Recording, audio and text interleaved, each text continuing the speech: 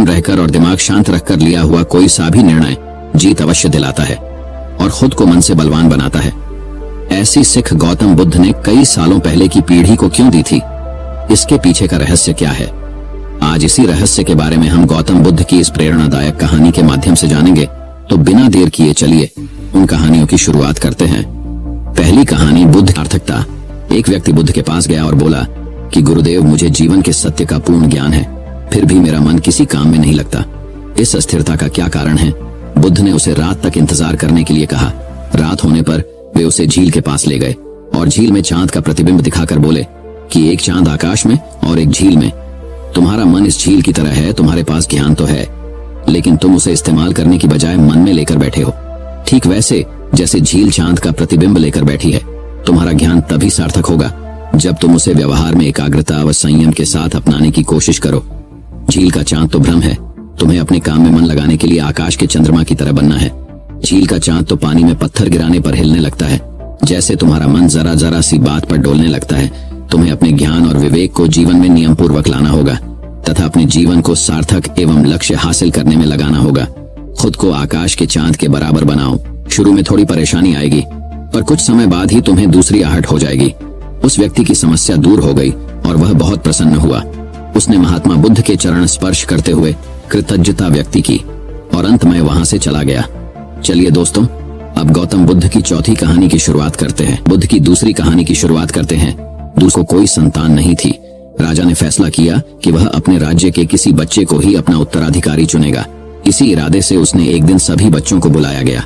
राजा ने घोषणा की कि वह वहां मौजूद बच्चों में से ही किसी को अपना उत्तराधिकारी चुनेगा। उसके बाद उसने सभी बच्चों के बीच एक छोटी सी थैली बंटवा दी और बोला, प्यारे बच्चों, आप सभी को जो थैली दी गई है उसमें अलग अलग पौधों के बीज हैं। हर बच्चे को सिर्फ एक ही बीज दिया गया है। आपको इसे अपने घर ले जाकर एक गमले में लगाना है। 6 महीने बाद हम फिर यहाँ इकट्ठा होंगे और उस समय मैं फैसला करूंगा कि मेरे बाद प्रतापगढ़ का अगला शासक कौन होगा। उन्हीं लड़कों में ध्रुव नाम का भी एक लड़का था। बाकी बच्चों की तरह वह भी बीज लेकर खुशी खुशी अपने घर वापस पहुंच गया। माँ की मदद से उसने एक गमला चुना और उसमें और अच्छे से उसकी देखभाल करता। दिन बीतने लगे, पर हफ्ते 2 हफ्ते बाद भी ध्रुव के गमले में पौधे का कोई नामो निशान नहीं था। वहीं अब आसपास के कुछ बच्चों के गमलों में उपज दिखने लगी थी। ध्रुव ने सोचा कि हो सकता है उसका बीज कुछ अलग हो और कुछ दिनों बाद उसमें से कुछ निकले, और ऐसा सोचकर वह पूरी लगन से गमले की देखभाल करता रहा।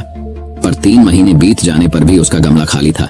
वहीं दूसरी ओर बाकी बच्चों के गमलों में अच्छे खासे पौधे उग गए थे। कुछ में तो फल फूल भी दिखाई देने लगे थे। ध्रुव का खाली गमला देख सभी उसका मजाक बनाते और उस पर हंसते।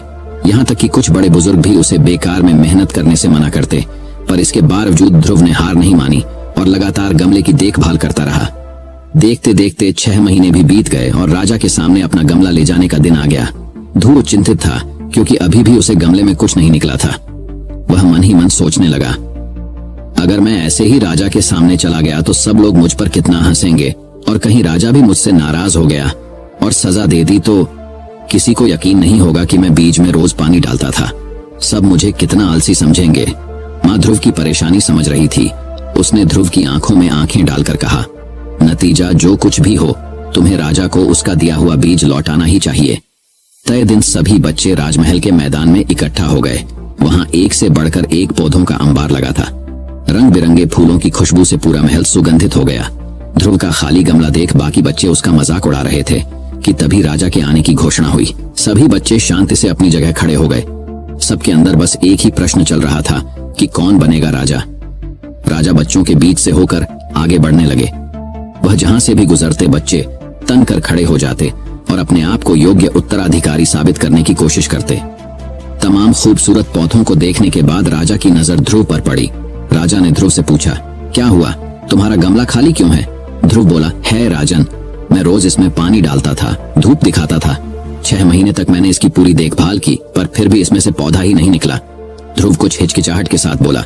राजा बाकी गमलों को देखने के लिए आगे बढ़ गया और जब सभी गमले देखने के बाद उसने बच्चों को संबोधित किया, आप लोगों ने खुद को साबित करने के लिए कड़ी मेहनत की। ज्यादातर लोग किसी भी कीमत पर राजा बनना चाहते हैं, लेकिन एक लड़का है जो यहाँ खाली हाथ ही चला आया। ध्रुव, तुम यहाँ मेरे पास आओ। सबके सामने इस तरह बुलाया जाना ध्रुव को कुछ अजीब लगा। वह धीरे धीरे आगे बढ़ने लगा। जैसे ही राजा ने उसका गमला उठाकर बाकी बच्चों को दिखाया, सभी हंसने लगे। शांत हो जाइए, राजा ने ऊंची आवाज में कहा, 6 महीने पहले मैंने आपको बीज दिए थे और अपने अपने पौधों के साथ आने को कहा था। मैंने आपको जो बीज दिए थे वो बंजर, आप चाहे उसकी जितनी भी देखभाल करते उसमें से कुछ नहीं निकलता। लेकिन अफसोस है कि आप सबके बीच में बस एक ध्रुव ही है जो खाली हाथ यहाँ उपस्थित हुआ है। आप सबको उससे सीखना चाहिए। पहले तो उसने ईमानदारी दिखाई कि और लोगों की तरह बीज में से कुछ ना निकले, पर दूसरा बीज नहीं लगाया और उसके बाद खाली गमले के साथ यहाँ आने का साहस दिखाया। ये जानते हुए भी कि लोग उस पर कितना हंसेंगे, उसे कितना अपमानित होना पड़ेगा। मैं घोषणा करता हूँ कि ध्रुव ही प्रतापगढ़ का अगला राजा होगा। यही उसकी ईमानदारी का फल है। इस कहानी से हमें यह सीख मिलती है कि हमें हमेशा ईमानदार रहना चाहिए। भले ही सब लोग झूठे हों, लेकिन ईमानदार इंसान ही अपने जीवन में सफल हो पाता है। दोस्तों, इसलिए ईमानदार रहो और अपना कार्य करते रहो। चलिए कहानी की शुरुआत करते हैं। तीसरी कहानी, ज्ञान की सार्थकवान बुद्ध मगध की राजधानी राजगृह से प्रस्थान करने वाले थे। लोगों को जब यह पता चला तो वे उनके लिए भेंट आदि लेकर उनके दर्शनों के लिए आने लगे। अपने शिष्यों के साथ बैठे हुए बुद्ध लोगों की भेंट स्वीकार कर रहे थे। सम्राट बिंबिसार ने उन्हें भूमि, खाद्य, वस्त्र, वाहन आदि प्रदान किए। नगर सेठों ने भी धन धान्य और स्वर्ण आभूषण उनके चरणों में अर्पित कर दिए। सभी के दान को स्वीकार करने के लिए बुद्ध अपना दायां हाथ उठाकर स्वीकृति इंगित कर देते थे। भीड़ में एक वृद्धा भी थी। वह बुद्ध से बोली, भगवान, मैं बहुत निर्धन हूँ। मेरे पास आपको देने के लिए कुछ भी नहीं है।